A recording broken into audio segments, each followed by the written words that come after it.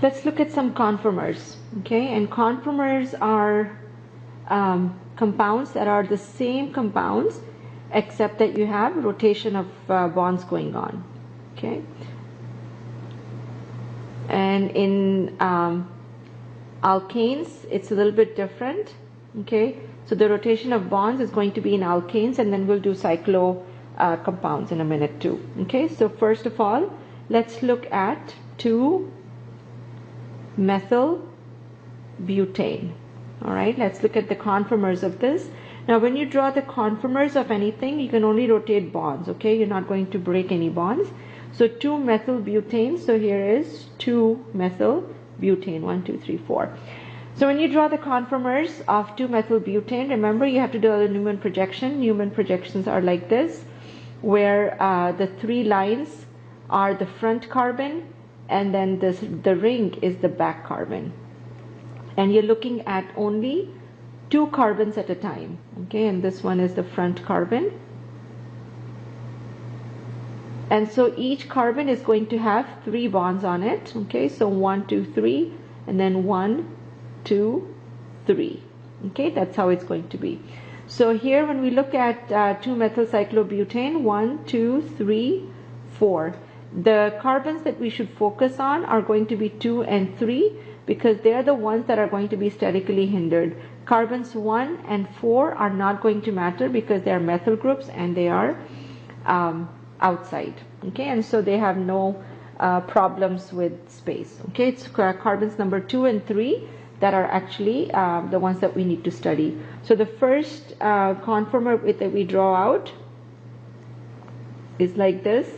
And so carbon number 2 is this one. Remember, carbon number 3 is that, okay? So carbon number 2 has a methyl group,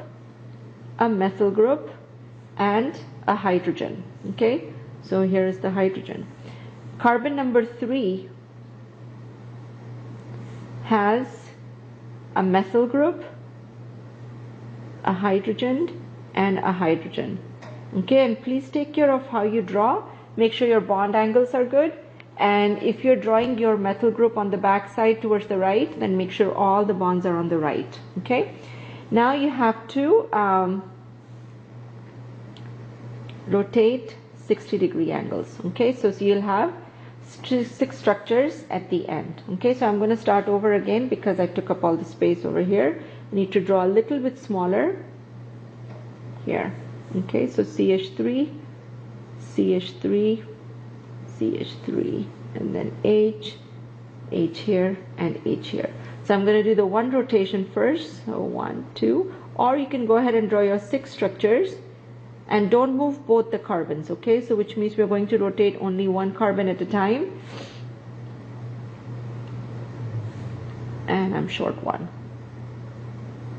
There, we'll manage. Okay, so then the first carbon remains the same, okay? That's not changing. So CH3, and then H, and CH3, CH3, H, CH3, CH3, H, CH3, CH3, H, CH3, CH3, H. That doesn't change. We're going to rotate only the second carbon, all right? And so the first 60-degree change, CH3 here, hydrogen moves here, hydrogen moves over here. Let's draw all the structures first and then we'll talk about it, okay? And then so the next rotation 60 degrees, CH3 here, H here, and then hydrogen over here. Next rotation, CH3 over here, hydrogen here, hydrogen here.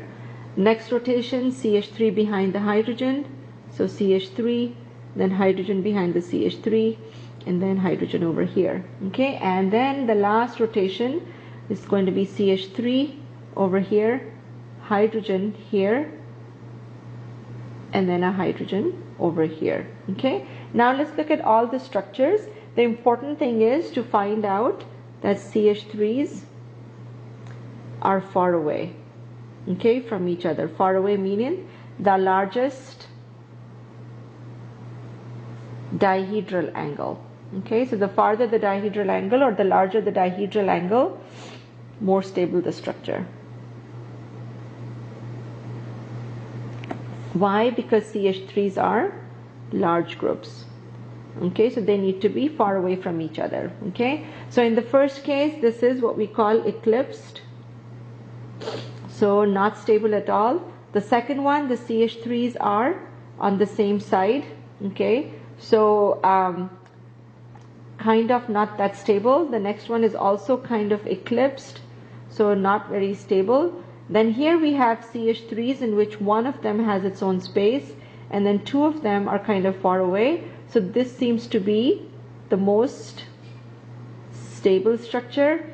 The next one again is kind of eclipsed. All right, so not very good. Eclipsed structures are not very stable structures.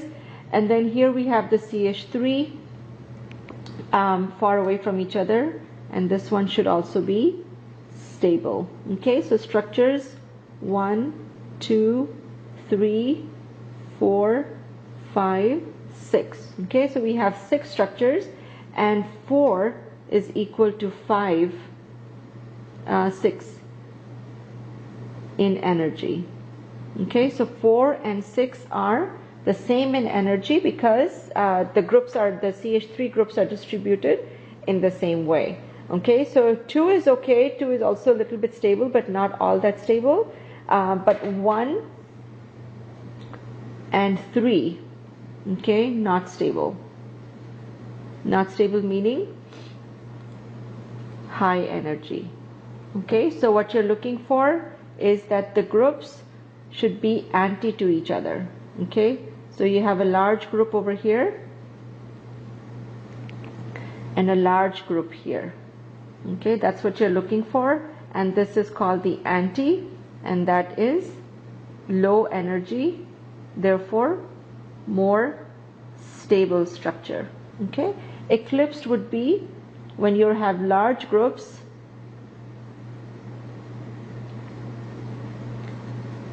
right next to each other, and that's not good. Okay, so this is eclipsed and this is not stable, okay, at all, because this is high in energy. And why so? Because of steric hindrance. So there is steric hindrance going on, and there is also 0 degree dihedral angle. Okay, and so because of all of these things, the eclipse structures is not very good. Okay, here in the first case you have 180 degree dihedral angle, so it's much more stable. This is conformation analysis for straight chain compounds.